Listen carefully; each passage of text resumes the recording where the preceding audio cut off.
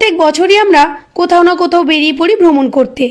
কোনো বছর 9 থেকে 10 দিনের বড় ট্যুর, তো কোনো বছর 3 থেকে 4 দিনের ছোট ট্যুর। তাছাড়া তো সারা বছর ছোটোখাটো ট্যুর লেগেই থাকে। তো এবছর আমরা বেরিয়ে পড়েছি আসাম মেঘালয় ভ্রমণ করতে। আমাদের এই ট্যুরটি হলো 8 রাত্রি 9 দিনের। আমরা থাকি হলদিয়াতে। দেখতেই পাচ্ছ গাড়ির মধ্যে সমস্ত লাগেজপত্র তুলে নিয়েছি। আর এখন বাজে সকাল 10:30। আমরা একটু সকাল সকাল বেরিয়ে পড়ছি, কেননা আমাদের পৌঁছতে হবে হাওড়া স্টেশন। বিকেল 4টের সময় হাওড়া স্টেশনে আছে সরাইঘাট এক্সপ্রেস। ওই ট্রেনে চেপে পরের দিন সকাল 10টার সময় আমরা পৌঁছে যাব গৌহাটি। তাই সকাল সকাল স্নান সেরে গরম গরম ভাত খেয়ে গাড়ির মধ্যে উঠে পড়লাম। আমরা কোথাও বেড়াতে যাওয়ার আগে গরম ভাত খেয়ে বেরোই, তাহলে কি পেটটা বেশ অনেকক্ষণ ভরা থাকে। আর এত সকাল সকাল ছেলে ভাত খেতে পছন্দ করে না, তাই ওর জন্য টিফিন বক্সে ভাত আর তরকারি নিয়ে নিয়েছিলাম। এখন বাজে প্রায় দুপুর 1টা। আমরা প্রায় পৌঁছে গেছি সাঁতরাগাছির কাছে। এখানে বুঝতেই পারছেন চারিদিকে গাড়ি সব দাঁড়িয়ে আছে, মানে জ্যামে আটকে আছি। এখানে প্রায় আমরা 20 থেকে 25 মিনিট জ্যামে আটকে ছিলাম। তারপর যখন গাড়িটা ছাড়লো আমরা স্টেশনের দিকে এগোতে থাকলাম।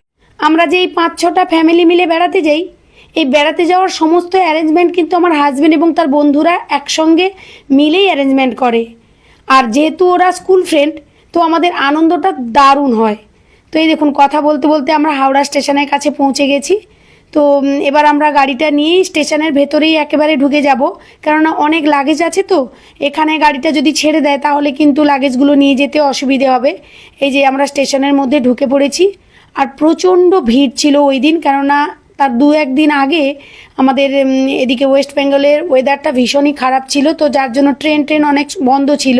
তো আজকে দেখুন প্রচণ্ড পরিমাণে ভিড়। আর এমনিতেই হাওড়া স্টেশনে প্রচুর ভিড় থাকে।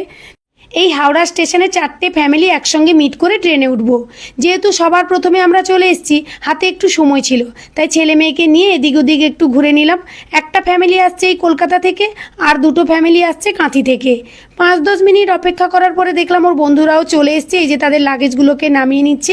এদিকে ট্রেনও স্টেশনে চলে এসছে, তো লাগেজগুলোকে নিয়ে সিটের তলায় সব প্লেস করে রেখে দিচ্ছে। আর বাকি 2টো ফ্যামিলি আগামীকাল আসবে দিল্লি থেকে সোজা গৌহাটিতে। তো আমরা সমস্ত খাবার দাবার নিয়েই ট্রেনে উঠে পড়েছি। আর এই যে চাউমিনটা আমার হাজব্যান্ডের এক বন্ধুর দিদি বেশ অনেকটা পরিমাণে পাঠিয়ে দিয়েছে। আর প্রচণ্ড খিদে লাগছিল, সেই সকালবেলা আমরা খেয়ে উঠেছি।